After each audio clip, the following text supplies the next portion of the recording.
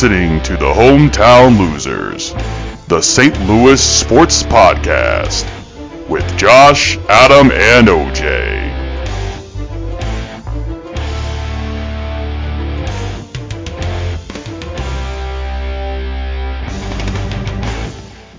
Hey everybody, welcome back here to the Hometown Losers Podcast. This is session number 43, and I'm joined as always by the co-hosts of the Hometown Losers, and OJ and Adam. Gentlemen, how are we doing today?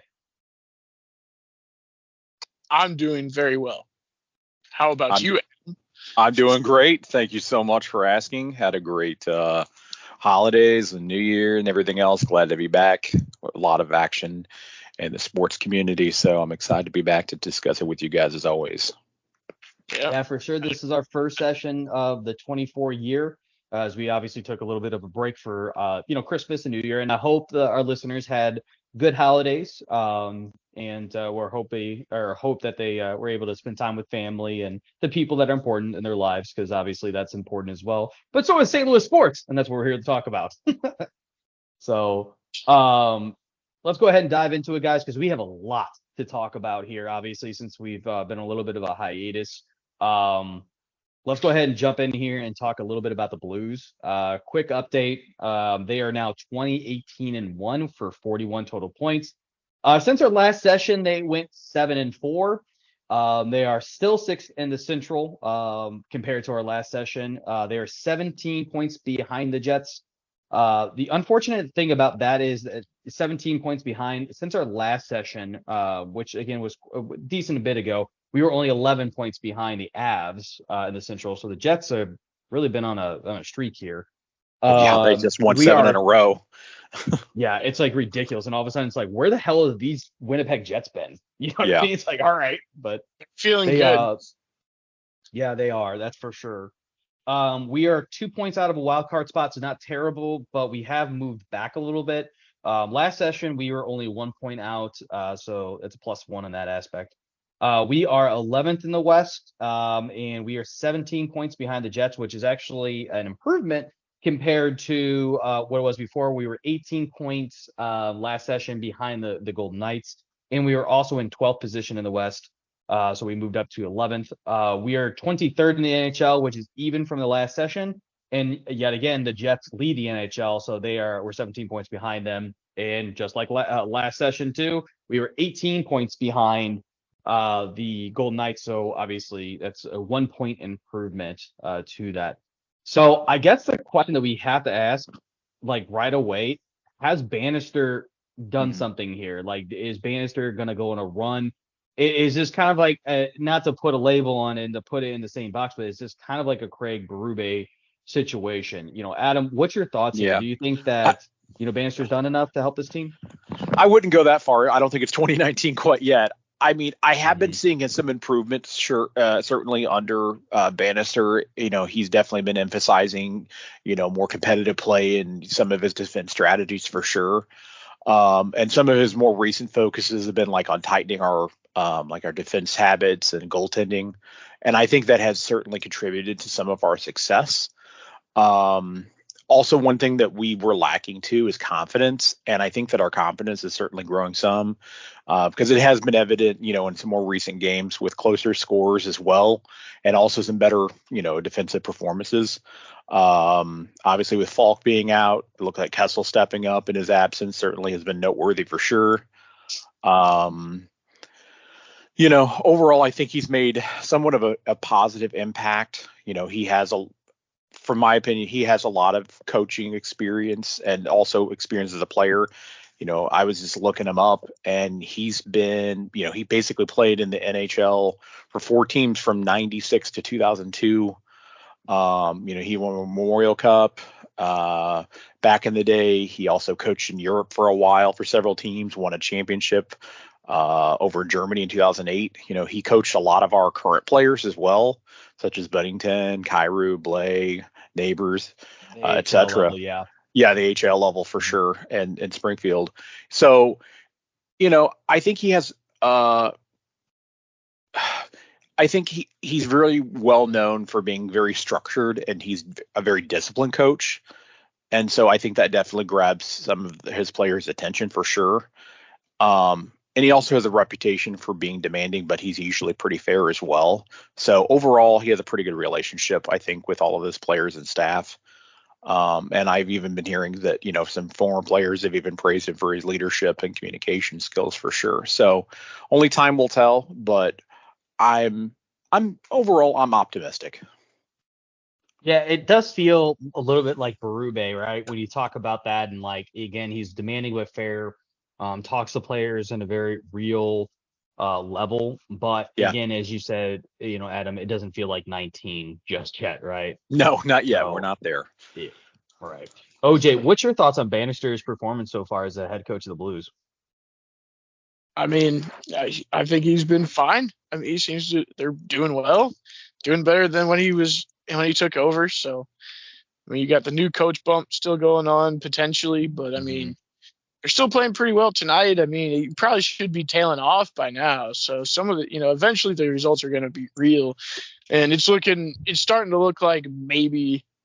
I honestly think it's more that the Blues weren't necessarily buying into Berube as much for whatever reason, certain ones of the players, because I don't know that they've adjusted their defensive strategy. I know Berube was trying to preach the house thing still.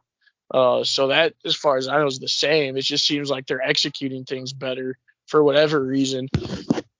Let's see. I do think they tried. He's trying some stuff on the power play. Like I think they put Colton Parayko up on the power play or something like that. Somewhat.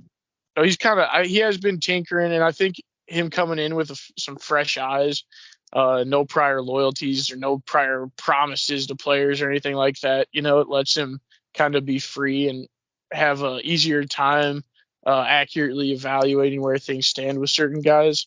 And I think it's helped him deploy the team in a little better way too.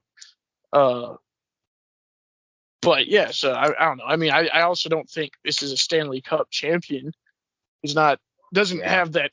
Like the thing is, I watched every game that year because I had a feeling from the beginning of the season that this team is good, and even when they're losing, I'm like, they're too good. This roster's way too good to be this bad, and I just kept watching because I felt like something good could happen every night. It doesn't feel like. Just like a clarification, OJ, you're referring to the 2019 year, right? Yes. Yes. Yes. Yeah. That's what I'm saying. So I did miss like a game or two while I was on a cruise, but that's it. So, I mean, I really saw that whole thing, but I don't feel that way with this roster. They don't give me the same feeling where it's like every night you're like, oh, I feel like tonight could be the night they turn around. It's more just like waiting for shit to fall apart. So, Yeah, and I'm very much with you, OJ. When you look at the 2019 season, especially when you look at that roster, you're just like, to your point, they're way too good to be losing like this, right? And obviously, I don't feel like we're gonna have another Play Gloria moment where the team comes together, they rattle off 11 wins in a row, and really just start pushing. I don't think that we have the talent, and nor do we have the leadership, and we don't have the experience either. Obviously, this is a much younger team now. Compared to like playoff experience and stuff like that. In my opinion, I think Bannister's done an okay job, but listen, 7-4 is not necessarily bad in the NHL, but here's the reality of the situation. We've been spinning our wheels, right? I mean, we lost ground technically in the playoff and division races in that time frame. I get it that Winnipeg has gone off and done ridiculous things, but we're still, again, like 7-4 is almost feels like kind of like a 500 team, right?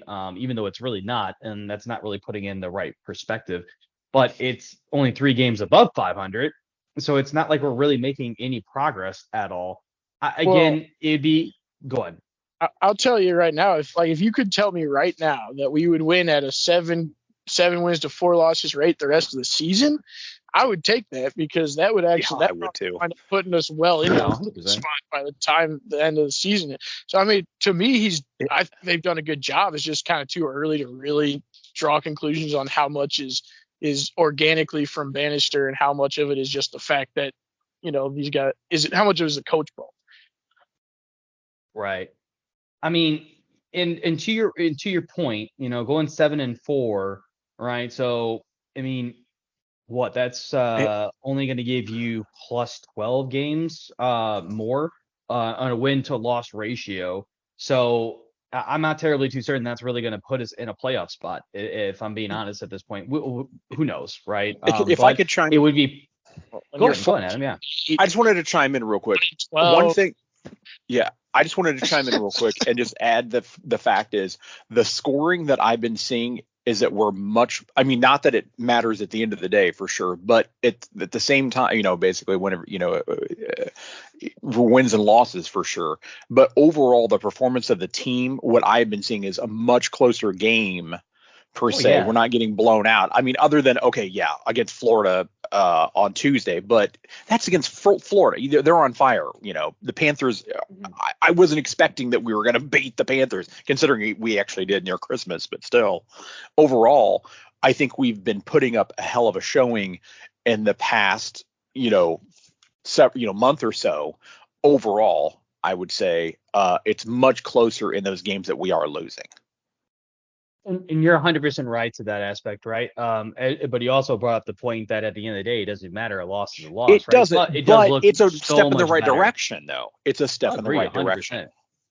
Listen, I'm not saying a 180 and saying everything's going to change. It's 2019 all over again. We go from a losing record, and then immediately we're on this hot streak and we're winning, 10, 15 games in a row. I'm not expecting that, but at least I am seeing improvements. So at least I think we're heading in the right direction, I guess is the point I wanted to chime in there real quick with. Yeah. And I'm definitely not saying that, Bannister hasn't done a good job or that, the Blues are, a dumpster fire by any stretch of the means. But it's more for the fact that, again, the 7-4 is not bad, but it's just unfortunate that the Blues I feel like we're just kind of like spinning our wheels and we're going to be like hovering right around where we're at. And maybe a wild card spot if we're lucky. But hopefully we can turn it up. But to what OJ's point earlier, you're just kind of past this stretch, right? Is what you're talking about. Like you're not saying just over that stretch. Correct. Right. Yes. Yeah. Okay. I'm talking about looking for the next 20 games or 20 games to finish the season. You know what I mean? We got a lot of hockey left between now and April, so.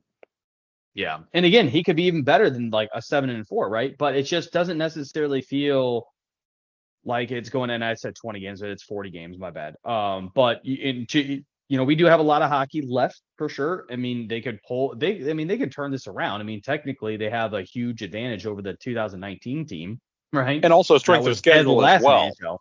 And also strength of schedule as well. And it looks like overall it's going to get a little bit easier on us.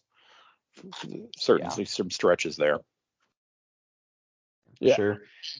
But I just lastly chime in that 7-4 is a 64% win percentage.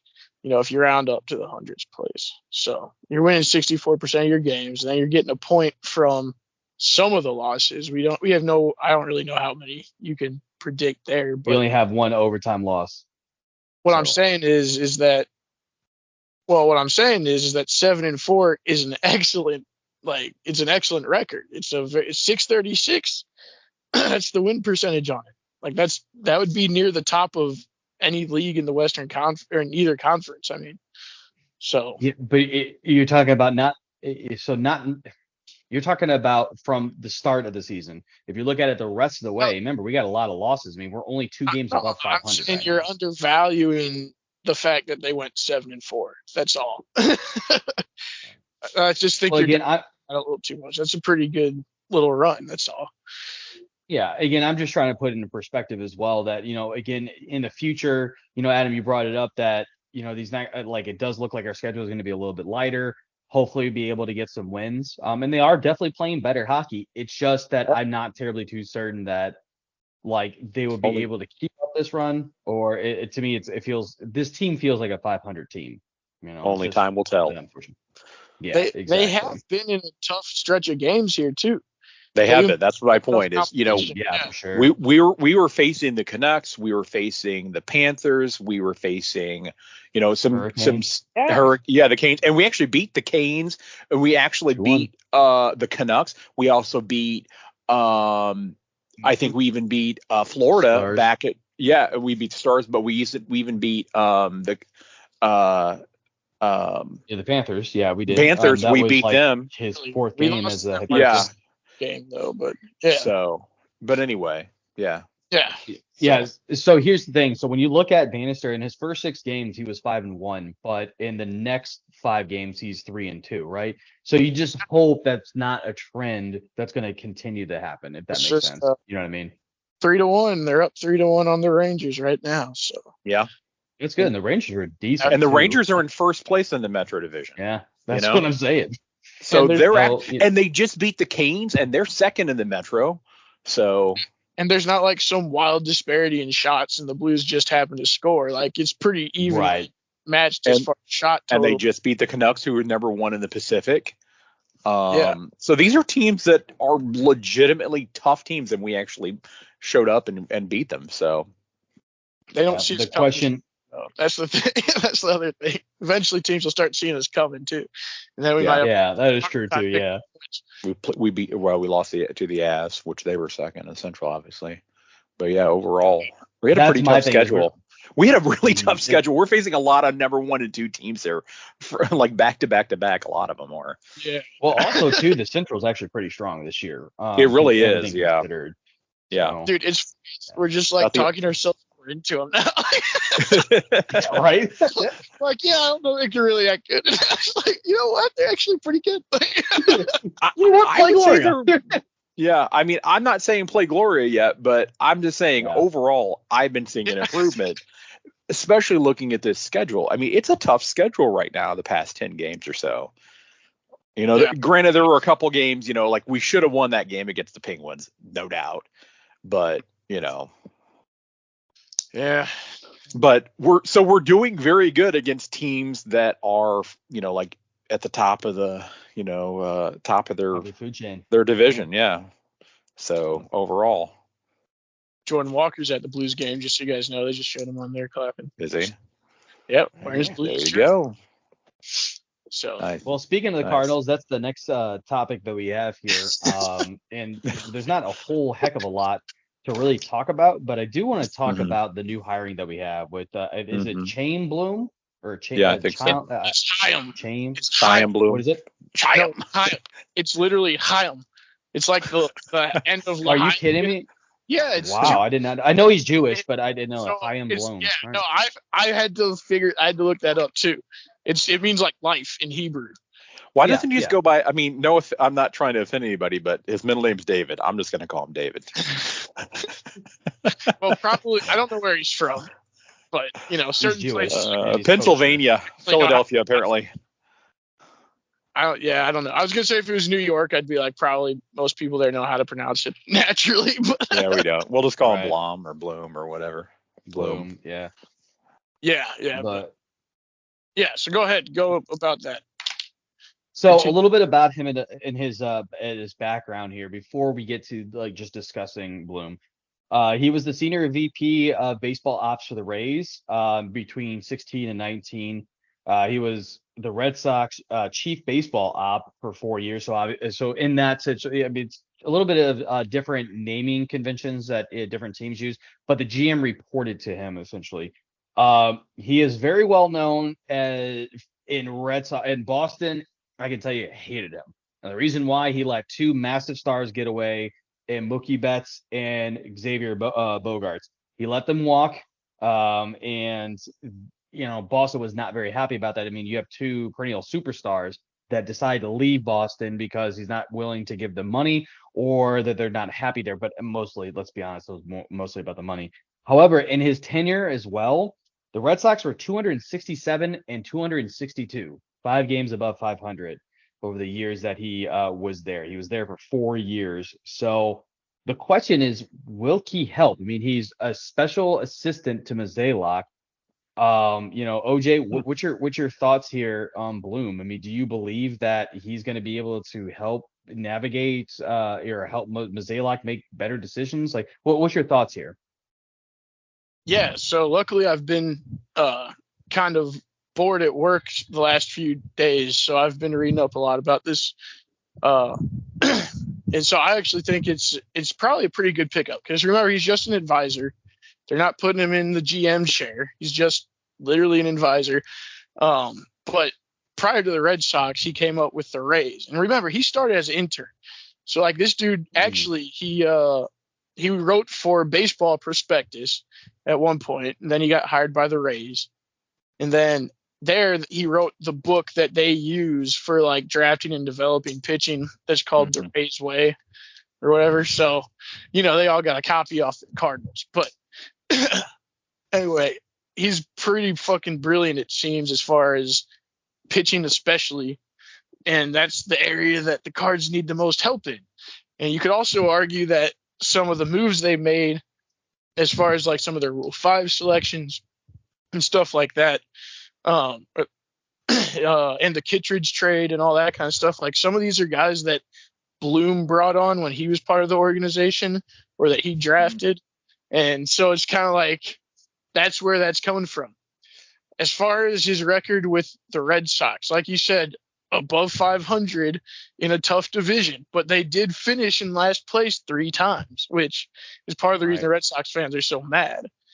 But a lot of what I've read claims that it was a mandate from the Red Sox ownership to cut payroll. So it seems that, and they did, they definitely cut payroll. And so I think it was, what was it? I think did they trade Betts or let him walk? Whichever one it was. Let him walk. Okay, so they let Betts walk. Bogarts definitely walked. Bogarts, one of them they traded, I'm pretty sure, because one of them they had the package with David Price, who had a massive contract. That would have to be moved to Betts. I think that's why they didn't get as much back for him, because they also wanted to shed Price's terrible contract that Dombrowski gave out, and so they didn't get as much in return for them. And basically, he was hired to do a bunch of unpopular shit, and now he's been fired. So it doesn't mean he's not smart either, because I think part of what they were saying, their objective in hiring him was to help them win sustainably, put quotes around that, basically build up their farm. And that he actually did well on, if you believe like Baseball America farm rankings and shit like that, because basically the Red Sox went from like the worst farm system in the league to one of the top couple by a lot of these rankings sites. So he did build up their farm pretty well, it looks like. So I think he's a smart guy. I think he's has a different perspective from what the Cardinals have had. And I think that if they utilize him properly, then it's a great move. I just, you do wonder if he should maybe not have too much power. Like I'm not necessarily hoping that he's like the guy that's going to take over for Mozeliak when he retires. You know what I mean? But other than that, I really love having the guys' input on stuff. So. Well, Adam, what's your perspective here on Bloom? I mean, do you think that Mozeliak, do you think this could be, foreshadowing that Mozeliak might be moved? Like, what's your thought process then? I don't believe so, at least based upon what I remember Mozeliak coming out and describing his role. He said it was more of a part-time role, like an advisory role. And also he's not relocating to St. Louis either. He's going to be, of course, president of spring training and join the team from home and road games as well. But I don't see this as a move to replace Mozeliak. I honestly see this from my perspective as his ability to basically like find himself in between jobs, so to speak. And so landing like an advisory gig, sort of a placeholder for me, for him, honestly, would be ideal. Allows him to basically collect a paycheck. He gets to contribute still while he's looking at more than likely finding, a GM or president of operations job somewhere else. I think from a Cardinals perspective, it was definitely a strategic move, to bring in some new perspectives into the front office, because let's face it, I'm trying to remember the last time we've had somebody outside of the Cardinals organization brought in. It feels like it's been like 30 years ago, and obviously overall, so it'll be interesting to bring in some fresh perspectives, which sometimes, even we all know this from our perspective of our work lives. You need those fresh perspectives from time to time, especially whenever things aren't going well. So, and he's also had a, pretty good successful background, I think OJ mentioned about, rebuilding some farm systems as well, and obviously navigating some competitive divisions that he's been in out east. So I think there's definitely some optimism that his expertise, would help contribute to our turnaround. But for me, it'll be interesting to see, how his insights and decisions unfold,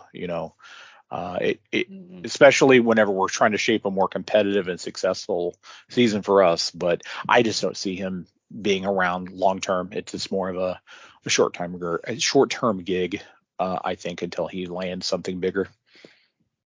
Yeah, and so the interesting thing for me, in my perspective, he is known for two things. One is, OJ, you already alluded to this, is handling and managing a lower payroll team, which I really don't like that, because that means that the Cardinals are going to be stagnant where they're at in the payroll for the next 5 years, right?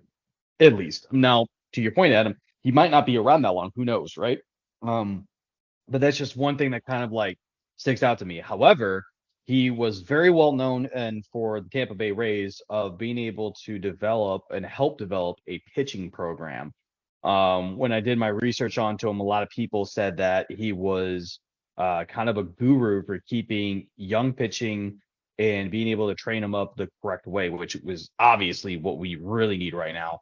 Cardinals have, over the past few years, or I would say the past 10 years, we've had young talent that we've been able to kind of be able to groom, or at least trade for, Adam Wainwright and stuff like that. But they developed through our system. Chris Carpenter kind of the same way too. But if we can get these guys, Drew Rom and Hank Hentz, these other guys that are coming up through the system, and he can help them out, then I'm all for it, right? And then we don't even need to worry about our payroll. Who gives a shit, right, at that point? But that is the only thing that I'm kind of cautious about, is that he's known to be a low payroll specialist, and he might just. My fear is, Goldschmidt contract, we know, is is up after this year, right? And he's just going to go to Mizzou and go, he's not worth it. Well, I think he might be worth it. Just depends, obviously, on the price point, of course. But you know what I mean? It's just, I want this team. I don't want this team to be the Dodgers, where they're going to spend $1 billion on two effing players.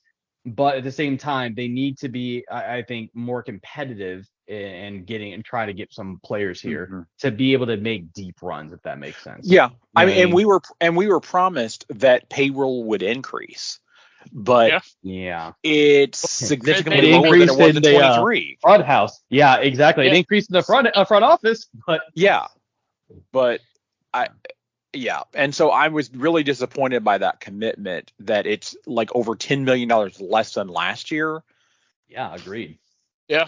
So we have plenty of space to add more, but the fact is that they're really getting cheap. And my personal opinion about this is, I don't think we're going to start seeing an impact on them spending more until the fans really stop showing up and stop watching. Which is not, Mazalok is literally betting that St. Louis fans, that baseball heaven is that strong that they could put out nothing. And I'm not saying that this team is nothing. I'm not saying that. Obviously, you have Nolan Arenado, you have Goldschmidt, you have pieces. I'm not saying this team is nothing, right?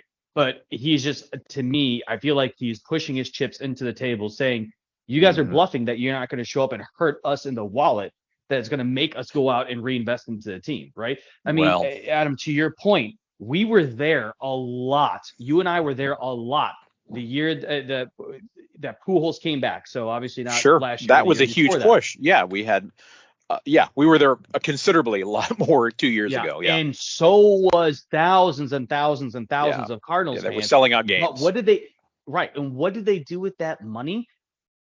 Nothing. They didn't reinvest into the team, and that to me was the problem. And in fact, the prices of tickets and whatnot actually went up last year overall. But they did, compared to the year prior.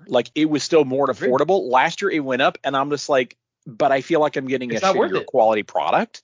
So 100%. I really don't feel like I really want to attend. That's why we didn't go that many baseball games. Yeah, because I'm spending more money for a worse quality product. So why? You know what I mean? If you're not going to reinvest in the team. And then now with the Bally Sport deal, not to bring up that whole fiasco, they're about to get even less money. Yeah. Well, yeah, that's the problem. That's why they're holding out. And I don't know, obviously they're claiming that's why. I mean, they probably knew that this was happening from the beginning of the offseason, though. So they still lied. Sure. Because I read a great article on, it's a fan thing on Viva Alberto's by this guy named JP Hill, where he's showing how basically all their moves this offseason make sense in a context of them having had like $165 million payroll in mind going into the season, because that's basically what it looks like. Like people were like, why'd they rush to sign Lance Lynn and Kyle Gibbs? You know what I mean? Yeah, exactly. That's filler. You could get that whenever. Well, they needed to make sure their costs were fixed and stuff. So, anyway, the point is they did lie about that shit, and it pisses me off too. But that's Bill DeWitt. That's not Mosaic. I mean, Mosaic carried the lie for him for sure, but he's paid to do that. And also, yeah, but regardless, Mosaic would it's on both. Yeah, I'm just saying, like, the cheapness isn't on him either. That's all Bill DeWitt. So we don't know the fucking finances of this shit. I mean, who knows? Maybe he's got a gambling problem or something. I don't fucking know. But yeah, well, the thing is that I think that with Bill DeWitt, he was, I think, overall ninth out of all the wealth and whatnot compared to all owners of all baseball teams, whatnot. So he's not doing that bad off. You know what I mean? Yeah, and that's the thing. Like, most baseball teams operate on basis of, like, they might take some profits out, but for the most part they just only operate the team with the money that it generates, right? Mm-hmm. So it's kind of just a little thing they get to keep hanging on to forever as its value goes up. And like I said, certainly some owners take some money out of it if they clear extra, for sure. But they're not putting their personal wealth in it. Like, none of them are. The Dodgers can spend what they can spend because they get $334 million every year for their media rights deal.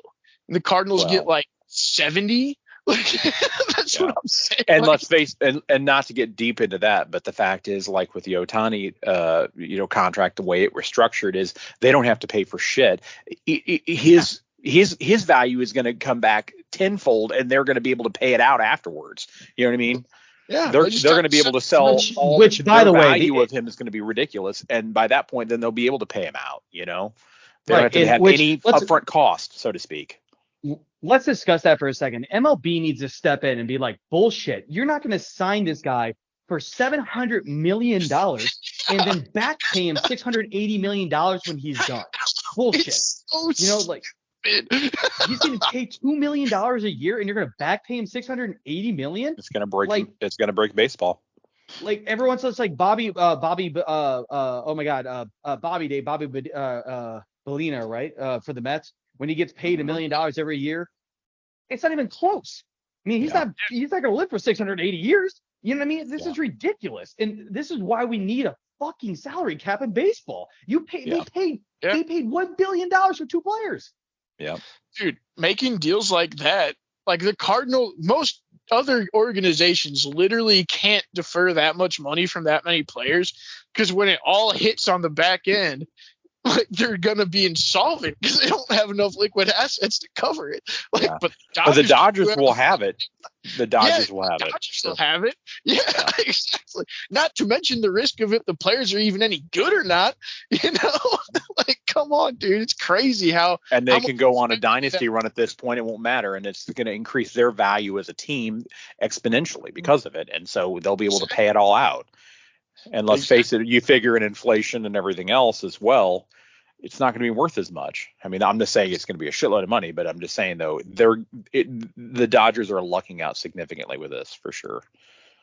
Well, yeah, it's just, it seems very unfair. Yeah, not to bitch and whine, but it seems extremely unfair how you can structure deals like that, because it's going to completely break baseball. And my personal opinion is you're going to see people turning away from baseball even more because of that kind of shit. Yeah, and if you look, they already have a problem with drawing in fans. How are you expected to go up against teams like this? You know what I mean? Well, yeah, like it's like we're in franchise mode. It's ridiculous. Well, what I was saying is just getting like the EPL. Yeah. The EPL, like it's like, okay, there's Man City and Manchester United and shit, and then there's fucking Brighton or something. Like Leicester City. Yeah. It should be the same thing with MLB teams. Nobody wants that in the U.S. So, I mean, if it keeps going this way, they're going to need to put in a salary cap. They're going to have to. Hard floor and tied to the revenue. Like I think that's the best for the players. Because the luxury tax is not doing shit to help stop and this. Right now, the people that make the most money are like the top few earners in MLB. But like the mid-range free agents guys that are veterans and stuff, they don't get paid nearly as much in comparison to the rest of the players as they used to. So, I mean, if you institute a salary floor and a hard cap that redistributes some of the money to the guys in the middle, like I think that's a healthier way to do it anyway. Like I think it would be better for the game and the fans, but the owners and the players don't fucking want it. So that's why it's not going to happen. Yeah, I mean, obviously, you don't blame the players, right? Because they're going to go out there and try to get as much money as humanly possible. Of course. But earnings, and the owners love having that bullshit luxury tax that they can spend over if they feel like it, but they could also use it as an excuse not to spend. It's perfect for them. Yeah, 100%. Yeah, and again, I understand completely that it goes away from quote-unquote traditional baseball by putting in a salary cap, but again, we weren't dealing with It's not this traditional kind of baseball shit. Anymore, though. It's not, It's not the same baseball I grew up with in the 90s. No. Fuck no. It's, dude, you have, I mean, when you take a look at the fucking lineup for the Dodgers, as you pointed out, Adam, it's like going into playing MLB The Show and going in the dynasty mode.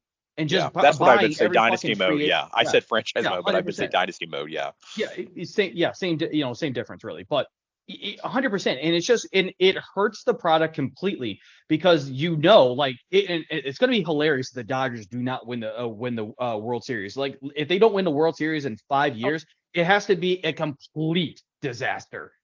But again, it wouldn't matter. It's like they're just throwing money at the problem. But you have these Titans, you have the Mets, you have the Padres, you have the Dodgers, and then you have every fucking body else. Even the Yankees really aren't even in the conversation anymore when it comes to this kind of stuff. And they used to be accused of the same shit, and it wasn't even close compared to the Yankees anymore. And I'm telling you right now, so I'm going to just take a quick time out. For anybody that's giving me shit at all about being a Yankees fan, at least they didn't do what the fucking Dodgers are doing. So I don't want to hear it anymore.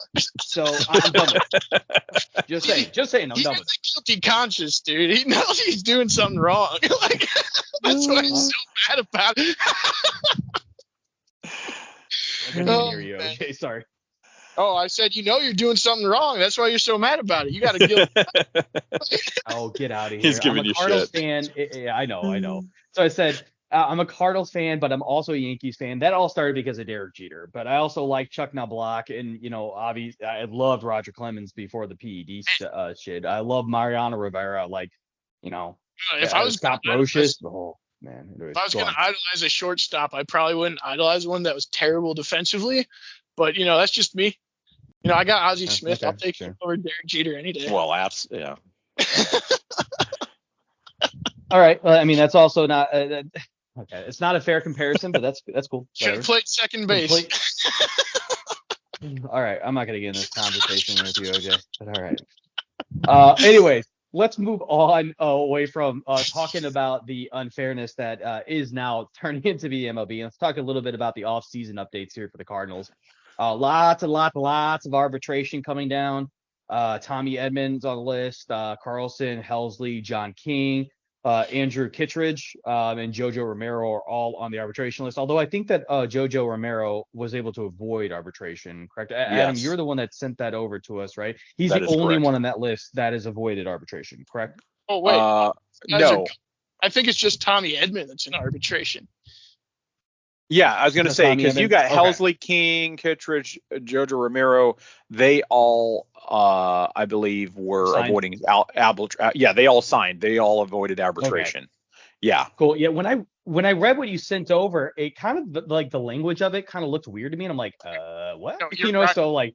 You're right. The way Yeah. that press release was terrible. It was hard to tell what they meant. 'Cause they could have meant what you were saying. It could have been all of those guys are going to arbitration, or just Tommy Edman is in arbitration. Because I think it's the final. I thought it was a comma after Tommy Edman. It's a period there after. Yeah. So basically, the news update was the Cardinals exchange arbitration figures with Tommy Edman. Period. And then Dylan Carlson, Helsley, King, Kittredge, Romero have all agreed to 1-year deals avoiding arbitration. Okay, cool. Okay. So that actually is a lot off the list. But yes, yeah, I didn't. So that was a big relief. Yeah, no, that was a big relief that we avoided salary arbitration with all those players, which is definitely a smart move for sure. Yeah. Hopefully, because Tommy will be disillusioned with the process. Yeah, probably. You know. Now we've already kind of talked about it. We've already kind of talked about it a little bit, but Mo's already stated now that he does not see the payroll increasing at this point. So I'm just going to ask the question. I think we are all pretty much on the same page. Adam, we'll start with you here. You know, are the Cardinals set up to make a run now? Are they good? Like, what's your thought process on the Cardinals? Yeah, we're not near where we need to be. I mean, from a pitching perspective, certainly we made some movement for sure, and we've already addressed this. We talked about Sonny Gray, Lance Lynn, Kyle Gibson, etc. Kittredge now, of course, with the avoiding arbitration. And we've traded for some younger arms. We have Fernandez, O'Brien, Robertson, all those guys. And while they can certainly help us with a little bit of depth and potential in the bullpen, I don't think that we're going to make a serious run by any means. They really didn't invest the money and especially make those off-season trades and pickups and whatnot that I was hoping that they were. We were in potential contention for, all these big names and whatnot, and then it all just fell flat. All the rumors were just that. They were all rumors. And, of course, the Dodgers winded up picking up like everybody, and it was just another very disappointing offseason. And, in fact, in my opinion, feels even more disappointing than last season offseason. And the reason being is because we were promised that spending was going to go up and that we were going to make some serious moves. And we were all hoping for that. However, I don't feel that promise was kept. Yeah, and that's kind of what I think as well. Listen, I think we'll be better than what we were last year of finishing dead last in the Central and being really flirting with dead last in all of MLB. I think we'll make a step up from that, but this could be another year without the playoffs, guys. I hate to say it like that, but it's the truth. Right? I really don't anticipate us going in and actually getting to the playoffs. Can somebody seriously point to where we made significant improvements that we're actually going to be competitive against other teams that have made even bigger moves in our own division? You know what I mean? Mm-hmm. The Cubs are going to be a serious contender. They're no longer the lovable losers anymore. They actually have made significant changes in their organization. Right. And the Brewers and everybody else. I mean, it's just we have to remain competitive, and we're not staying on pace or surpassing any of them. We're slumping compared to their moves. Yeah, I'm totally with you. OJ, you're always the guy that looks at the glass half full for us. What's your thoughts here, and what's your expectations for the Cardinals going into the season? Yeah, so I think Zips has them winning like somewhere in the high 80s. So that's nice. 86. Had them winning more last year before they completely shit the bed. So, that shows how much that can mean. But, at least it means there's at least some, tangible reason to have hope for a good year. And, as much as I hate I shouldn't say hate, as much as we're underwhelmed by the starting pitching, like there's a lot to like about the lineup. And, I expect to see steps forward from Jordan Walker and Mason Wynn, especially Jordan Walker, because he started getting much more comfortable in right field towards the end of last year.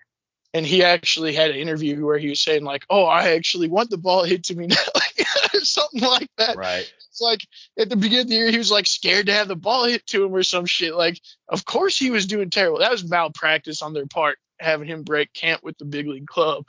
But he's past that bumpy road, and now he's, we just wait for his hitting to continue to develop, even though it's already much better than major league average.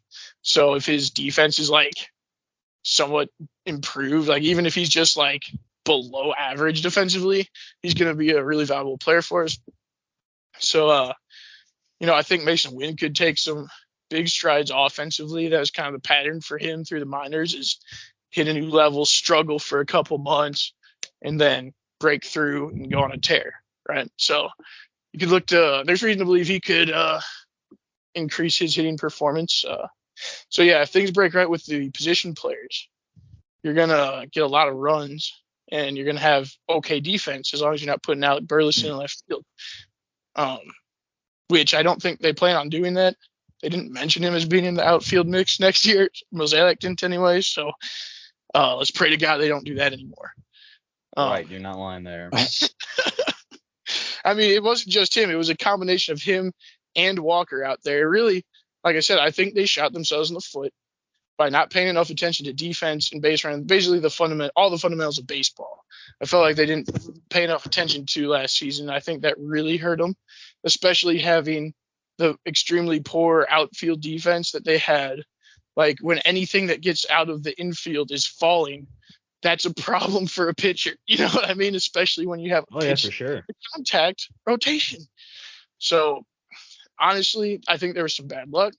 I think there were some misdeployed players, and I think if management learned from their mistakes and goes back to doing some things the way they were doing them before, you're going to have a better outcome. So I think they could win high 80s games too, and that would mean probably playoffs, because you probably win the Central with that. So there is reason. No. You think someone's going to win 90 plus games other than the Cardinals in the Central? So here's the thing. So I'm actually looking at it right now, because I was going to state it. So if Zips is right, and say 86 wins, that is quite a bit of improvement. It's 15 games from last year. But however, 86 would put us into a wild card spot. Arizona Diamondbacks had 84. The Miami Marlins also had 84. In the standings last year, I'm pretty certain Milwaukee had 92 wins. So. No, I'm asking you who has more by Zips, or is that number not out there for next year? I didn't look at this. I'm just referring to last year comparison to what. Oh, okay. Yeah, to the forecast, if that makes sense. Yeah. Well, so what 86 will do. Yeah. Forecast to forecast, because I don't think. I agree with you, but I'm just saying. I think they're regressing. Like all the teams in the Central are like getting worse, or like the Cubs haven't done much, even though they did get Imanaga, which is good for them, but they lost some guys too. So like, honestly, the Central looks like it's going to be shit again. It is, and I think that I certainly will say that the path to the Central Division Championship will not be an easy one for any team, including the Cubs. But if we continue seeing some of the more misfortune that we've seen last year, we're not going to stand anywhere close to being a competitor. I mean, I see what Zips is saying, but at the same time, if we're still being poorly managed, like we were, we're not going to be a contender. Yeah, so it really is on them learning from some mistakes they made last season. Yeah. If they don't, they stand the risk of being really bad. Also, Sonny Gray could get hurt, and then you don't have an ace in your bullpen. That's very true. That is very true. He's expected to have a 3.6 F, WAR as well, with 154 innings pitched. However, you don't have that. That completely throws a big ass wrench into, to our starting lineup. That's a significant one that we're putting a lot of, we're weighing a lot on, and because the rest of our lineup, the rest of our starting pitching is very, we already went through that before. We don't have to even, I don't have to beat a dead horse there. We all know how we feel about the rest of that. But I just want to say real quick too, if we do not have another successful year, my prediction is I think that Marmol will be gone after this season. And I think this have is yeah, go on. Sorry. And I believe too, if it continues, I think, because I was just looking, I think Moselak's contract is up in 25. I don't see them bringing him back either if it continues that direction. That's just my prediction. Yeah. Mosaic, I think, probably wants to retire. I think he wanted to retire He might. earlier Yeah. than this, but he stayed on because of like COVID or something, and he signed an extra extension. Yeah. Something like that. But I think that it'll probably be at the end of, it looks like his contract will end after the 25 season, so he'll have 2 more this season and the following season, but I don't think that he'll be back after that. I don't anticipate it. Yeah. But the real big thing is with Ollie, I really don't think that we're going to see Ollie after this season if we have another shit season. We have another non-competitive year. It's going to be Yadier Molina, and they're going to have to make that decision quick, because like if you They have will. like if you say like, okay, if they say they make the wild card, right? So okay, let's just base it off of last year. They make 86 or get 86 wins. They get in the last wild card spot and say get swept out of the playoffs. Is that a success? Does Mozeliak DeWitt, do they look at that as a success or not? Just to get in the playoffs barely and then to get, swept out. If the answer is yes, then you can try to keep Marmol, but Yadier Molina will be gone. He will not be. I mean, he will go coach somewhere else. I mean, he's going to be the manager somewhere else. Staff. He's just. Well, no, it's not that.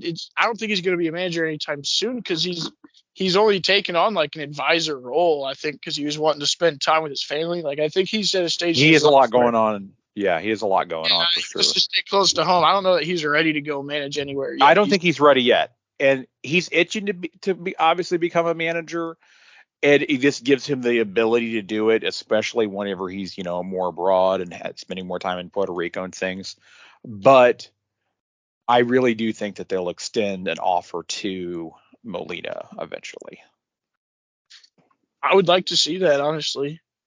Yeah, same here. But this gives them that ability to kind of like give him a, sort of an easy slide into it. You know what I mean? Like it gives him the time to enjoy a little retirement and this and that. And also but he's still connected in some fashion. And also maybe he can sort of take over some of the reins in the meantime. Yeah. Yeah. And, I also wanted to say on the positive side is that I do actually like what they've done with the bullpen. Like beyond Kittredge, if between Kittredge, Gallegos, and Helsley, you got a pretty solid back of the. Could probably take a step forward. I think he might have struggled with that pitch clock last season. But anyway, I'm just saying I do like the way their bullpen looks, so that can help make up for some of the lackluster starting pitching as well. Although they should give you innings, but like if Lynn's getting beat up, you can go to your bullpen because you got guys that you can trust now. So it's not ideal, obviously, but I do think their bullpen blew a lot of saves last year. That's right. I was going to mention that. They blew like a lot of saves. And if they'd just been like average, they win like 80 games or something like that. So, your bullpen can make a big difference. Just end that on. Yeah, again, it's going to be interesting to see what ends up happening for the next upcoming season, especially with the payroll being where it's at. But we'll obviously live and learn, and we'll go from there. Let's take a look here about some Battlehawks news and stuff like that. So a lot of big news when it comes around to the XFL. So it's no longer the XFL, it's the UFL, the United Football League. So if you haven't heard, the USFL, which was the United States Football League, and the XFL have merged into one league, and it's named the UFL. Each league will bring in 4 teams, and there will be 2 divisions, just like in both these leagues.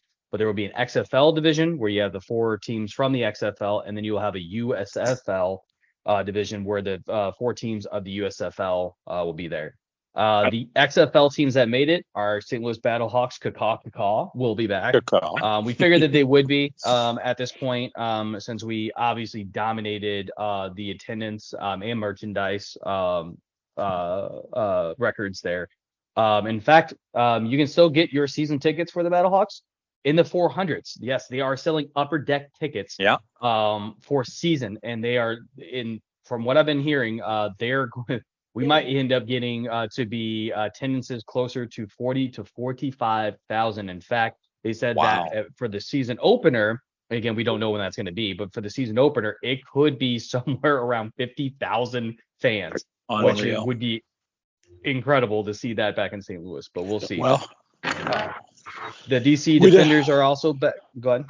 I was going to say, I know that we were, Danny Garcia, she came out and said in College Game Day that we were the most successful market in spring football. And I think that we've definitely showed it. And that's awesome that we continue to show up as fans. And I hope that we continue to do so and fill the top, throughout this upcoming season. So I'm really excited and I'm looking forward to it.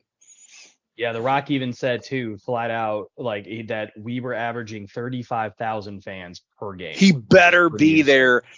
I'm just telling you, first game, The Rock better be there. I'm challenging him. So if Rock, if you're listening to our podcast, which I'm sure you are, because if you know what's good for you, then we challenge you. Show up in St. Louis. Didn't show up last year. At the didn't he have like the Oscars or something? Stupid little gig. Yeah, what's more important? Battle Dome, Oscars. Show up to the Battle Dome. Also, let's hope to God that our first home game is not week 4, because that's shit, dude. Yeah, I expect after last year how he kind of got the shaft there, we should be able to host week 1, in my opinion. Yeah, that shit was slapped together last year. That was so crappy for us. I mean, reward your fans. Come on now. But yeah, I look forward to this for sure. It's nice to run straight from Mizzou football into Battlehawks football and don't even have to consider the league who shall not be named. Alrighty. So anyways, back to here to the 4 teams that did make the cut. So the Battlehawks obviously are back. The DC Defenders are back. They were 9-1 last year with Jordan Tamayu at the helm. So you figured that they were probably going to be back. San Antonio Brahmas are back even after dismal years, and the XFL champions Arlington Renegades are back. From the USFL, they're bringing in the Birmingham Stallions, the Memphis Showboats, and the Michigan Panthers. And the Houston Roughnecks, which is going to get to an asterisk because the Houston Roughnecks are actually from an XFL team, but they're keeping the entire not the organization, but the coaching staff from the Houston team, because so the USFL and the XFL both had teams in Houston. So essentially what they did was they merged the two. So the players from the Houston Roughnecks are going to Houston. The name will stay, but the coaching staff and the building from the I can't remember what the name was for the Houston USFL team, but they will be in place. So they're kind of merging the two together. So real quick before we talk about the Battlehawks here and look a little bit about the roster, especially after this dispersal draft. Adam, I'm going to start with you here. Do you think this is good for the leagues, or do you think that it would have been better to have them two separate entities? Well, I mean, it seems like the merger, it could be positive for both of them per se, especially it's really, in my opinion, throwing a lifeline to the USFL, because the XFL overall was doing much better off than the USFL. Obviously, they had a better model, in my opinion. The fact that we were actually playing, in home cities, that was significant for sure. And it looks like they're going to have some equal partnership as well, from my understanding in the structure, that they're going to have like the XFL division and the USFL division per se. So it's going to be interesting. For me, the real test lies in the execution, and if they actually seem to integrate it seamlessly and maintain those, team identities, especially for St. Louis, and they really and they really have to deliver an engaging product for sure.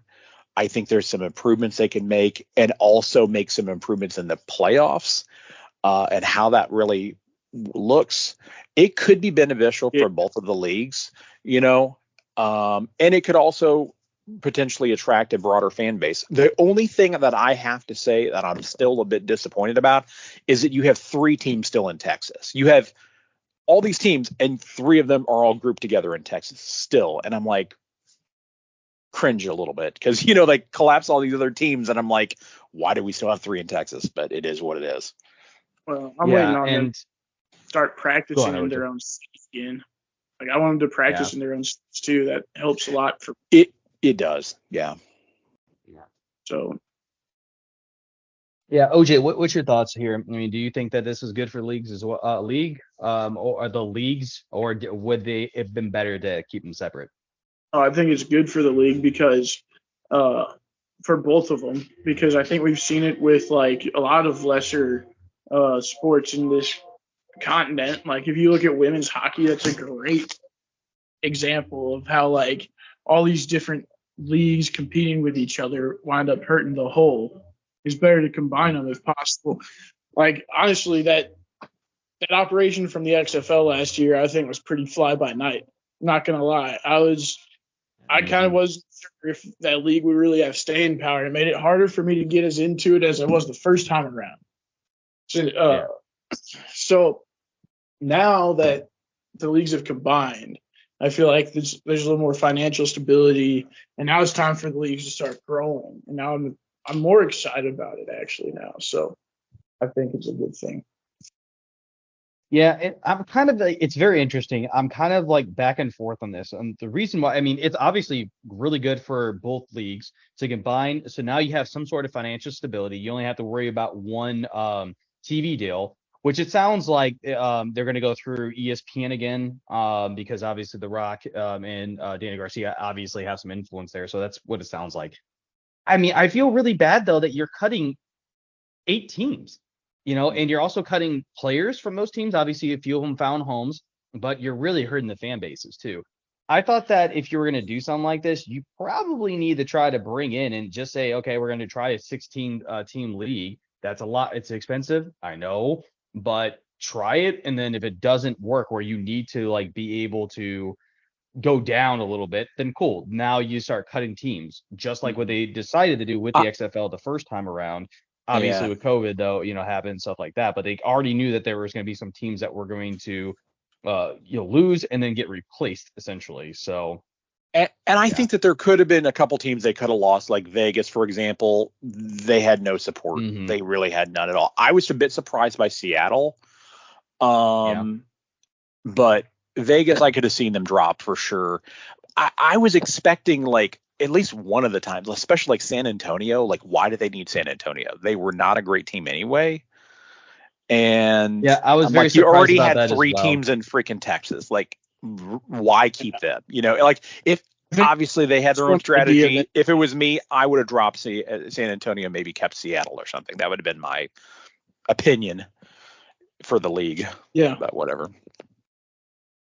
Yeah, the problem with it, from my understanding, Dwayne Johnson, The Rock, has a real strong affiliation with San Antonio.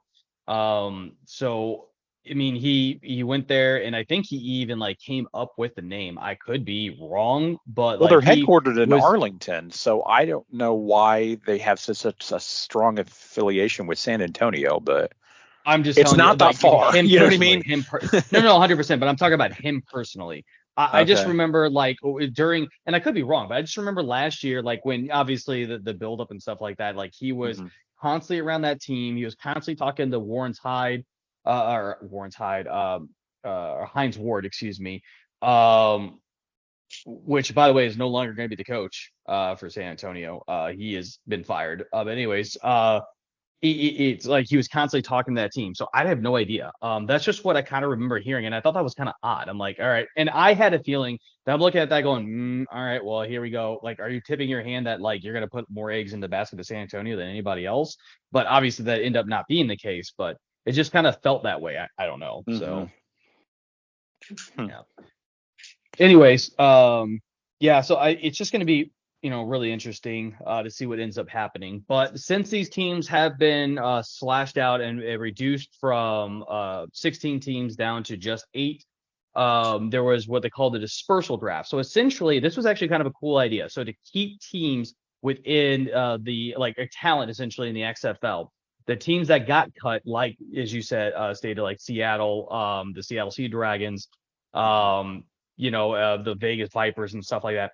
They will there was a draft specifically for needs with the XFL team. So USFL players stayed in the USFL, XFL stayed in the XFL. Now, after the draft was ended, all those players that it would be just a free agent pool. So then like an XFL can grab a USFL can grab an XFL player, so on and so forth. But that will be for the big draft, the big board draft that happens here. So some quick results here from the dispersal draft that did happen. We did pick up the top receiver last year, which actually he was pretty impressive too.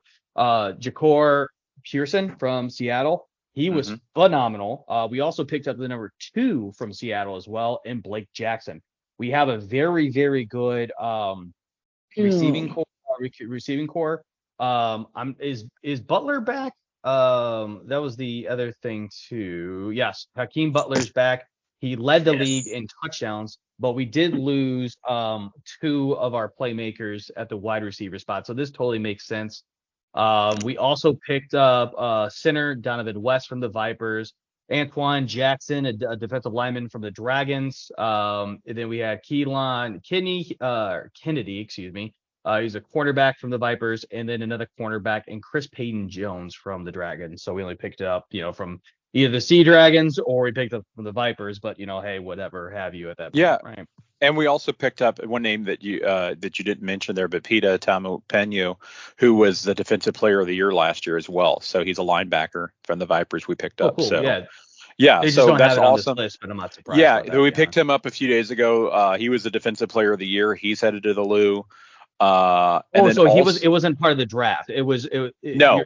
What you're saying, he was just okay. So then it was probably part of the free agent signing. Probably so. And then just to call out here too, our cornerback Tim Harris, and also our linebacker Carson Wells, which I was just looking up Carson Wells. This dude is huge. They literally are they both have the top end game speed last season. So our cornerback 22.12 miles per hour. Carson Wells, this linebacker, unreal. I've never seen this like a linebacker this big of a dude. 21.88 miles an hour. I'm like, the dude is just super fast for a linebacker. Unreal. But anyway, so we've got some speed too. So we have some defense. We got some speed. I'm looking forward to it. Taking a look at the roster, obviously we're taking a huge hit at the quarterback position. AJ McCarron will not be back. We kind of knew that with him being signed with the Bengals. It will be Nick Tiano's team. Nick Tiano, if you remember when AJ McCarron was injured, he did an okay job. He stepped in for a little bit, yeah. He lost the game. Go ahead. Do they have Vinny Testaverde on them? Are you seeing that on their roster? No, he's not listed on the roster. Right now, they only have 2 quarterbacks listed, which is Nick Tiano and Manny Wilkins. Change. I was looking at it on Wikipedia for some reason, but I guess so. So I'm gonna before we get to the rest of the roster, timeout on this because I gotta. Adam, I know I sent this to you, but shame on Matthew Postins, who works for Sports Illustrated, by the way. That was garbage. Fucking article I've ever read about the XFL. That was so garbage. Who talked about the 2020 version of the XFL and stuff like that, as well as last year. He got things wrong. He's just like, by the way, hold on. They corrected it. They have corrected it. I literally have a note. There's a note at the very bottom of it. They corrected it, but originally he said that we went 7-5. And DC went 9-1. It's like well, okay, so how do we play 12 games and they play 10? But okay, whatever. They also right. What's up? How did he not get basic information right? Not even that, dude. Not even that. He got in the 2020. He said that we were led by Heineken, who was not our quarterback. We didn't even get to sign him. Yeah, it was Tom. Immediately took off. Yeah, it was obviously it was a throwing Samoan. Like, it was like, really? Like, you didn't even do basic research and you work for Sports Illustrated? Shame on you, dude. But that's the problem is, like, there's so... Go ahead. I was just saying they're trash. That's all. Sports Illustrated is trash. Yeah, but so there's just a lot of confusion when it comes around this. I wish that I had the resources to be able to just like, okay, I'm going to make like an ESPN page for the XFL, keeping stats and stuff like that, but obviously I don't have the time or resources for that. But anyway, so taking a look at it here, we did lose one of our running backs. We do have Mateo Durant, which is more of the bruising back. We also on the list here have Max Borghi, and we also have Kevin Latalis. But I'm not too sure again if they're going to be able to help out or not. We unfortunately did lose our St. Louis hero in Austin Parole. He's gone. I was hoping so much that he would stay, but he is no longer here. We do still have Jake Sutherland, and we have Kimore Gamble as well. Also Kamari Everett. Both are pretty good, but Sutherland's a pretty decent dude. Yeah, so and when you take a look, we do have Ben DeLuca for a defensive back, and is honestly, Adam, when I look at this, we had Nico Bolden. And to your point, like you said it before, we got some we are stacked at the defensive back. Like we are we're gonna have a very good Yeah. secondary. Yeah. There's no doubt about it. On the defensive tackle side, Kevin Akins is back too, and he was a stud last year. Very excited to see that. The one thing that's pretty funny, and in the XFL it doesn't really matter too much, but we don't have a kicker. So I'm wondering if we. You know what? Punter, you're right. Which is Sterling. Sterling Hofridge is our punter. I'm wondering if, and this was kind of a conversation that some teams might transition to do this, where you have a punter and a kicker, because obviously they can train to do two jobs at once essentially, and it saves you a roster spot. And there's not a lot of kicking in the XFL, anyways. Obviously, there is no extra point. You're only kicking a field goal every once in a blue moon, but let's be honest, it's based on offense, so they're not really going to kick. Why are you going to pay a kicker in a roster spot for him to kick once, maybe every other game? You know what I mean? So it doesn't make sense. But yeah, this is going to be very interesting to see. But yeah, I mean, I'm excited. It sucks. If we had McCarron, I would be like, dude, this team is stacked. But we'll see. I was hoping that maybe Jordan Ta'amu was, an option as well, because obviously he was released at the end of last year with DC Defenders, at the end of his contract. So, or not the end of his contract. I guess he was released from his contract. But anyway, I think he went to the Vikings for a little bit as far as practice squad shit, and they immediately let him go. But I was I was hoping that, maybe he was an option too. Yeah, I don't believe so. I think he's going back to he's going to Canada. No, he's not. Oh, not that I record. Yeah, apparently he was picked up by the Saskatchewan Rough Riders of the Canadian Football League. He's one of the Rough Riders, right? Yeah. No kidding. So anyway, apparently they hold exclusive rights to Ta'amu.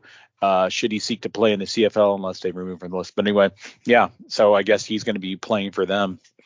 I was just like, damn, that'd be cool if we could bring him back. Well, I mean, it feels like it's just been it feels like it's like just a giant carousel when it comes to quarterbacks coming in and out of this league. So you're going to who knows? Maybe Tiato is going to be the MVP. Who knows, right? Who knows? It's going to be interesting.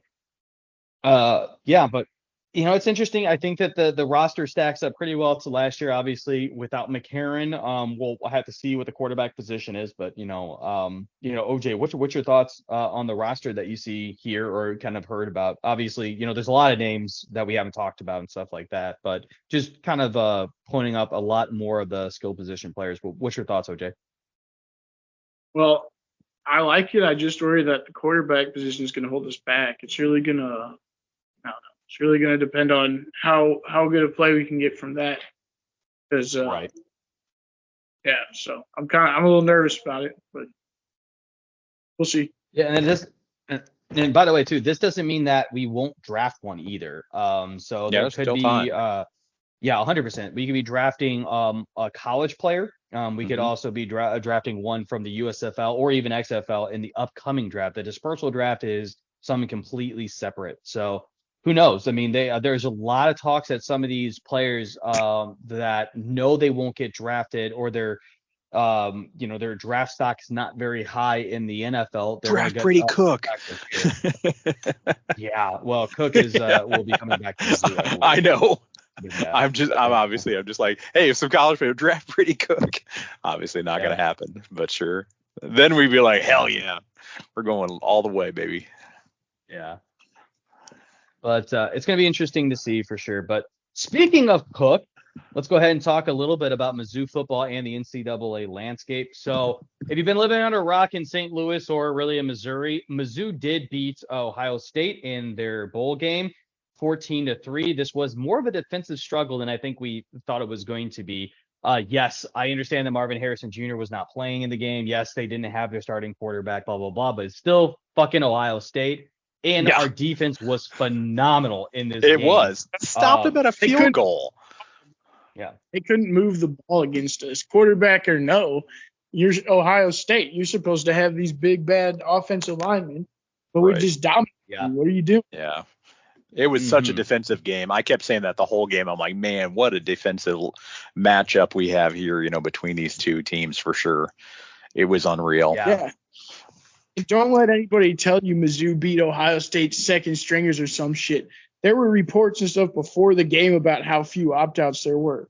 Yeah, they ran their quarterback out of town, so they don't get any credit for that one in the first place. Their first stringer all season, they said they ran him out. So then they were the ones that decided we'll go with the backup, and then he got hurt, and then they had to rely on their unprepared third-string freshman. So that's their fault. And then they had Marvin Harrison Jr. opt out. They had some injuries, but Mizzou had some injuries too, especially on the defensive side of the ball. We were missing Tyron Hopper and who was it? Ennis Rakestraw. So we're missing a starting linebacker and cornerback. Probably the better cornerback that we had. As good as Chris Abrams-Drain is, Ennis Rakestraw, they don't even throw at him. So that's what I'm saying. It was a good win. It was a pretty, you can't really say Missouri didn't beat Ohio State. They beat That's for Ohio sure. And Ohio State couldn't even move on them. And here's the interesting thing too, OJ. So a lot of people were sitting there saying, well, they had Marvin Harrison, they would have been able to make these deeper throws and these. I'm sitting there going, yo, he it's not like he's a professional athlete playing in a high school football here. You know what I mean? He's still playing against SEC guys that have been able to keep top receivers at Georgia in check. You know what I mean? Come on, give us some credit here. They had time for a deep pass. That's why Mizzou couldn't throw it deep. They couldn't get time because Ohio State's defensive line was fucking our offensive line up. Well, thankfully, Cody Schrader was able to, basically bolt through those two defenders at the end, in the fourth quarter. To be able to open it up at that point, but it was not a deep throw, that's for sure. He just had to bolt through those guys. Yeah, dude. Yeah. That dude's more of a stud than I gave credit for. Oh yeah, Cody Schrader is the shit, absolute shit. And I tell you, he's going to go very far in the NFL. I hope so, man. I really hope so. It's just I hope so too. It's the he's the got fact a that he's damn A good work from ethic. Mizzou, B, he's small, but that's what I'm hoping he gets in. He's like this David Eckstein type player. Yeah. You know what I mean? That gets in. He's always been a hard ass worker. Starts shredding it up. Yeah. Yeah. He's always been a hard ass worker from the very beginning. Even at Truman, but even before. I would like to use my platform to spread the word and advocate for Cody Schrader for the cover of the next NCAA game. I mean, what is sport about if not Cody Schrader? His story. Yep. You know what I mean? That's the guy. That's the college football player. That's the whole story you want to be selling to people, right? So put him on the cover. It would be a lot better than, whatever else at ESPN probably. 6-year senior. Yeah. That's what, dude, and that we'll say that for a different time because obviously we're getting into it here. But this whole thing where there's players that just there's players OJ that just got approved for a 7th year. I'm like, at what point? So by the way, here's the thing. I actually like Bo Nix. He had a good year for Oregon, stuff like that. I think he's a very good player. But Bo Nix is married, has a house, and has a kid, if I remember correctly. And he's playing college football. I'm sorry? He's probably a millionaire. He's probably got a dietitian and fucking personal trainer and all that shit. Right. I mean, it's just kind of ridiculous. This portal in the NIL, and we'll definitely talk about this at a different time. I think it's destroying college football, but let's stay here on more on Mizzou stuff before we get in the weeds. After this win here in Ohio State, which I think was a very good win for the program, is as much as people don't want to give us credit for, what does the outlook look like for Mizzou when it comes to recruiting, getting recognition and stuff like that? Let's not forget here that we finished 8th in the final AP rankings AP here. poll, yeah. OJ, yeah, exactly. OJ, what's your thoughts here? On our potential for recruiting? Is this beginning of a good era for Mizzou football? Absolutely. I mean, it sucks. We just lost our defensive coordinator. Before that, I was like all in. Now it's, oh boy, let's see. Hopefully that he doesn't drag and too he's many. taking the same job at LSU. Really? Why would you make a lateral move to LSU? Come on. They're making him the highest paid coordinator in all of college football, and they're paying $1 million to break his contract to Missouri. So, it's not the worst. It's just one of those things like you just can't stop it from happening. Like they have too much power, but as long as Drinkowitz doesn't get poached, I think we're in a good shape to get a good new defensive coordinator as well. And the reason I think that is because Drinkowitz's track record of hiring coordinators is pristine. Like his first defensive coordinator he hired, I think, was Steve Wilkes, who is apparently doing pretty good in the NFL, from what I've heard. And not that I pay attention to that, but I've heard people say he does pretty good there. And he kind of took over a depleted unit and kind of struggled at first, but then got him going towards the end of it.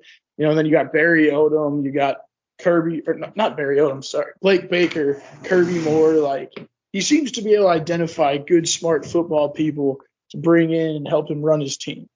So I honestly am like, I think Mizzou's on their way to trying to build themselves into something of a powerhouse. Like I think they're trying to go Kentucky and be like, we're not a blue blood, but we are now. Yeah, and I definitely feel the same way, especially with the changing landscape that we'll talk about in a second. But Adam, what you're going to say something before I cut you off? Sorry. I was going to say, I think with the success of this season, which by far I think has been, one of the most fun seasons, and if you've been a Mizzou fan for a very, very long time, for sure, this definitely draws a lot of attention to Mizzou, and we can actually start seeing that because I'm looking at an article here at the end of December, there are already 20 players that signed their letter of intent to commit to Mizzou, and that gave the Tigers their third top 25 recruiting class in the past 4 seasons. So they continue to see under Drink, he's managing at a very effective level.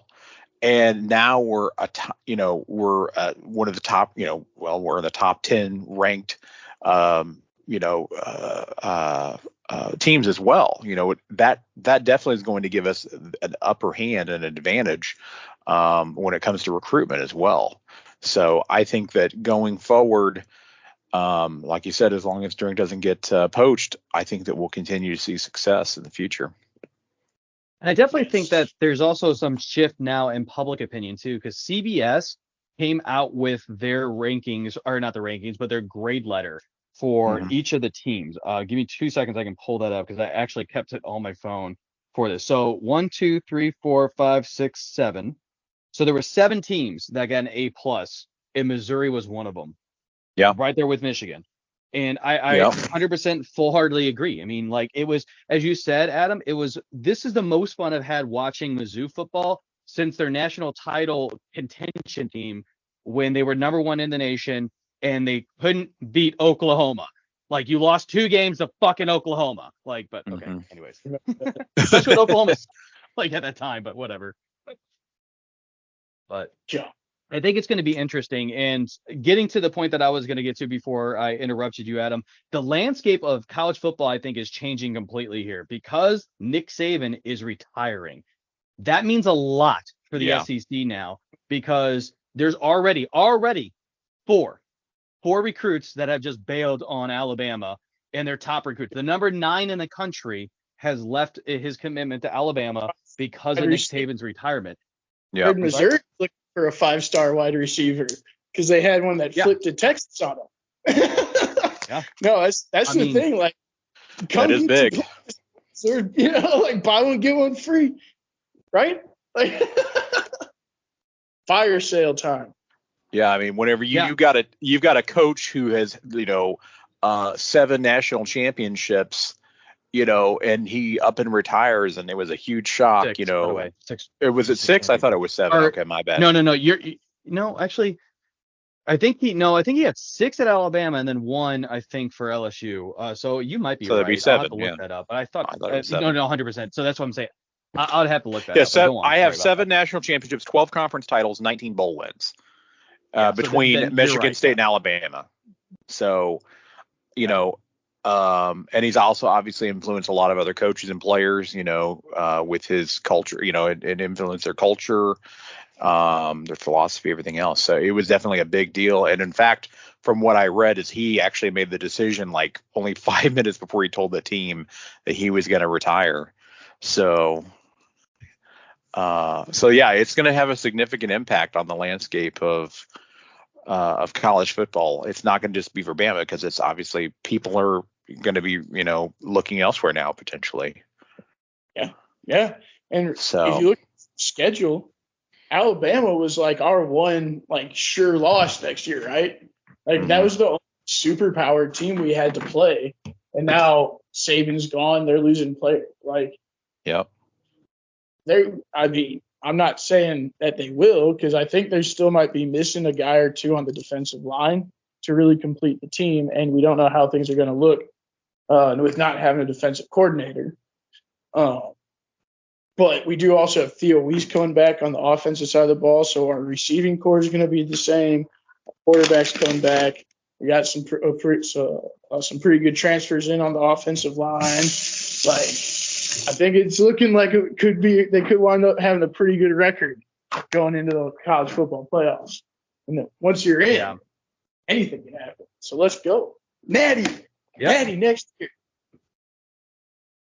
Yeah, it's going to be interesting to see how everything plays out, right? Especially I think that getting to your point, Adam, that if people are going to look beyond the SEC now, obviously.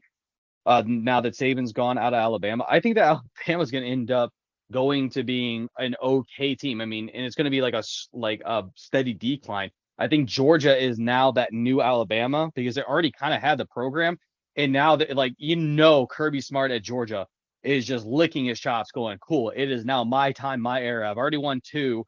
I should have been in this past CFP. Now I'm going to just take this recruiting class to the next level and go from there." But I believe it helps all of the SEC in general, because there's a lot of teams that just don't know where to go. And so they might look at a Mizzou, a team on the rise. I'm going to go make a statement there, stuff like that. I think it's, it could happen. We'll have to see. We'll keep it for another topic or to another date, but I definitely want to talk about the 12-team program, or a 12-team program, postseason, what that kind of looks like. But anyways, we'll keep that to a next time. It's going to be a good year coming up for Mizzou, hopefully. But let's talk a little bit before we sign off here about the CFP. Michigan, unfortunately, wins the national title. The fucking cheaters, beat Washington. And it wasn't really even that close. It was 34-13. Washington could not get anything really going on that one. But good for Washington to beating Texas. A lot of people thought Texas was going to slaughter Washington. Michigan shows that Alabama just was not the team that everyone said they were, even though they beat Georgia. But I just, it sucks that, Michigan won. Let me ask you guys a question. Adam, I'm going to start with you here. Sure. Do you believe that, after because the NCAA is still investigating Michigan, do you think they're going to strip the title or vacate the title from Michigan? No, I don't think that they will. I think, though, that this title will still be tainted, though, by the sign stealing incident for sure. But I don't see them actually stripping them of the title itself. I've just seen them go too light on Michigan for sure. I mean, with Harbaugh and the so-called, punishment of, oh, well, you can't be on the sidelines and coach, Yeah, but you just can be can't with the coach, team okay. you can be with them the entire time, and you can still technically coach. You just can't be on the sidelines. And it was so just on game day, and it was so weak. Like I just don't see them going hard on Michigan. But at the same time, though, like I said, I still see them though as being tainted, just like we've seen with other teams in the past and their sign stealing controversies as well, aka the Astros. While they weren't stripped of it, they certainly had a reputation about them, and it's going to live with them into the future for sure. The asterisks, yes. Yeah. And it will live, and they'll be Belichick as well. tainted. Bill Belichick as well, which that was another big retirement, or well, whatever you want to call it today, not to get into that. But anyway, yes, another big tainted thing as well. They're not, but of course they were never hard on these guys. They were never hard on these guys when it came to their punishment, but there was always still the fact that they were tainted championships. So I still think that will follow through with Michigan as well. Well, yeah. What do you think, OJ? I think they're going to hit them with the Kansas special. They're going to wait 6 years to a decade to make a decision on it, and then they'll vacate all the wins during the period that Stallions was there. And no one will care anymore because it was like 10 years ago. And we're like, oh, okay, whatever. They still won that championship. People will be like, they still won it, really. It's vacated, but they still won it. You know what I mean? Because they basically did at that point. I mean, they got all the recruiting benefits and all the stuff that comes along with it. They made all the money and everything else, yeah. Yeah. No so downside. what's it matter? And that's what I know. Later, as they say, or whatever, Yeah. Yeah. And people will be I know. It'll be like, oh, it'd be a real shame to punish the kids there now. They had nothing to do with it. Oh God. I'm telling you, and that is almost word for word what I said earlier on the podcast. In a prior session when we talked about this, when the sign stealing scandal came out, I said they need to be punished. They need to punish them now, because what they're going to happen is they're going to get all the money. They're going to get all these recruiting and stuff like that, and then they'll come out and be like, oh yeah, by the way, your title is vacated. Well, who gives a shit? But it doesn't matter all the anymore. Benefits for it. Yeah. You know what I mean? And how does that impact everybody else? And the fact is, it's going to impact a lot of players' potential careers in the future as well because of it. So at that point, it's 100%. a little too late, or whatever. Anyway, you know what I'm saying? A little late. 100%. Like, I just think it's just ridiculous. I mean, because like, oh, well, you don't want to punish the kids. Don't punish the kids. Don't punish the kids. Okay, but you're punishing the other kids in the process, though, that are impacted by this. You're punishing them and their recruiting potential. So when you don't want to punish them, but you're going to punish everybody else. Oh, okay, that's fair. Says no one ever. When your dad or your mom cheats on their taxes and they get arrested, you're punished as a kid because your parent is now going to jail. But they're not going to be like, oh, you know what? We're going to keep that parent around because we can't punish the kid. That's not fair to the kid. No, that's not how it works. Like the law is completely different. When as a matter of fact, whatever. It's like people believe it's almost think prisoners' families deserve to be punished or something the way their families get treated. Like, well, what kind of example? What kind of example does that? Yeah, what kind of example does that set in the future though? Is that it's okay to cheat?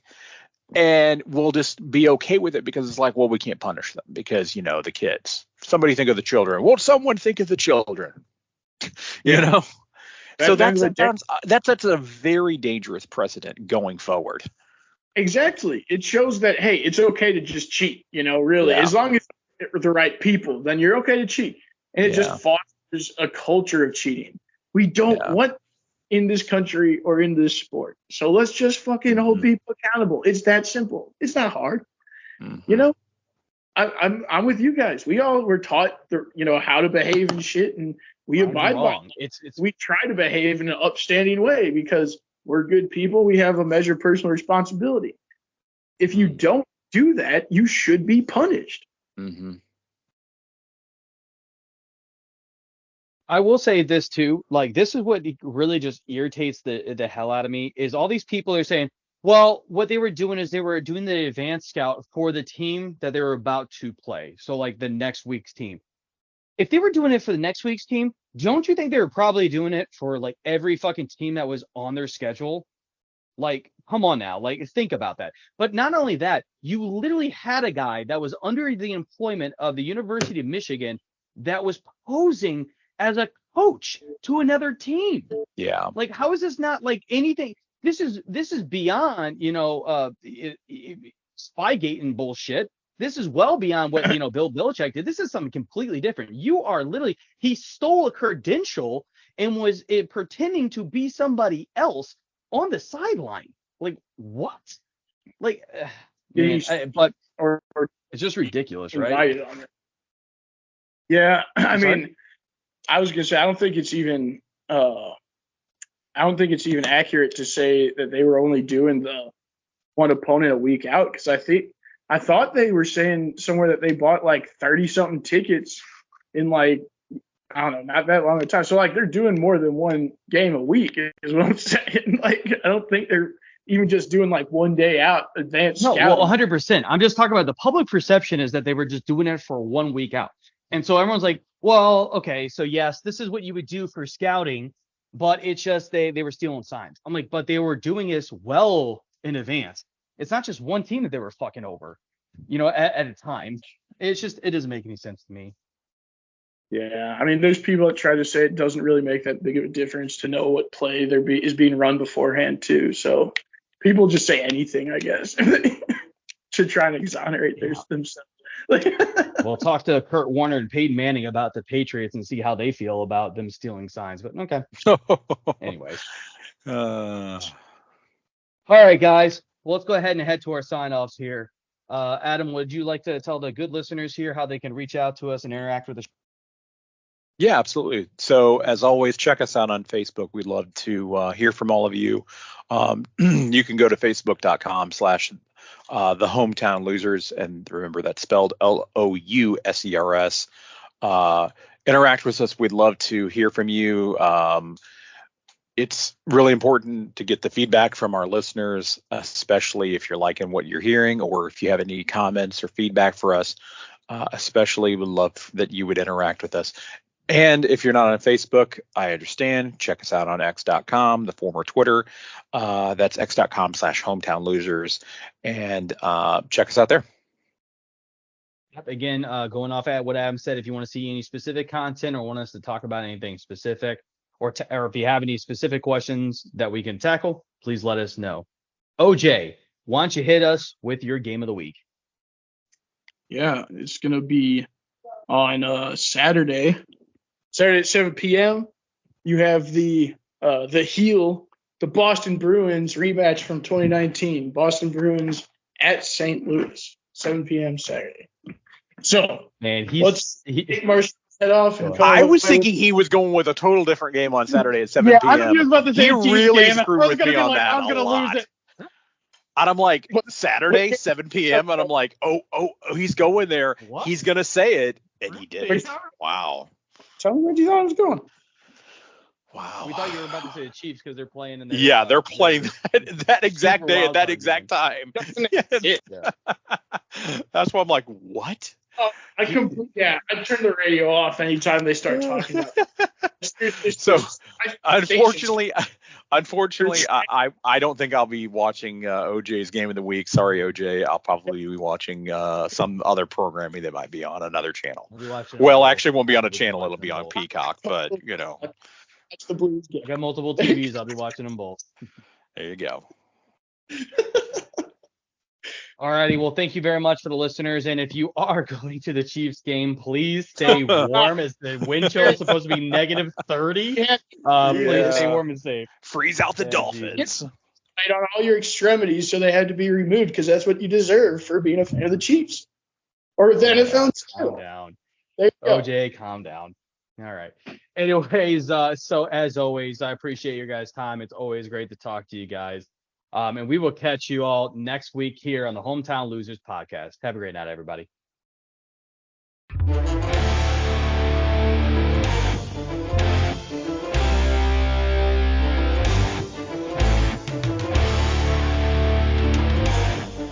Hey, this is Josh.